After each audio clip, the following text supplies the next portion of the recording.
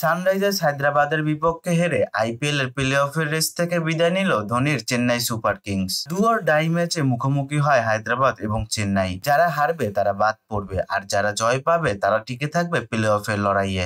এই সমীকরণে মাঠে নামে চেন্নাই এবং হায়দ্রাবাদ। টসে জিতে প্রথমে বোলিং এর সিদ্ধান্ত নেয় হায়দ্রাবাদ।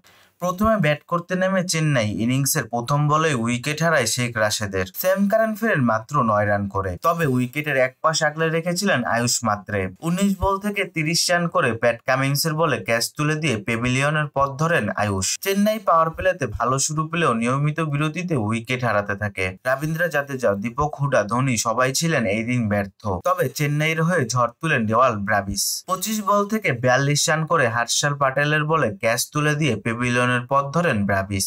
এরপর দ্রুতই উইকেট হারাতে থাকে চেন্নাই, যার কারণে 19 ওভার 5 বলেই 154 রানে অল আউট হয় চেন্নাই। হায়দ্রাবাদের জন্য লক্ষ্য দাঁড়ায় 155 রানের, আর এই রানের লক্ষ্য তারা করতে নেমে নড়বড়ে শুরু হায়দ্রাবাদের। অভিষেক শর্মা ফেরেন 0 রানে, ট্রাভিস হেড ফেরেন 16 বল থেকে 19 রান করে, আর হেনরি ক্লাসনের দ্রুত বিদায়ে চেন্নাই দেখতে শুরু করে জয়ের স্বপ্ন।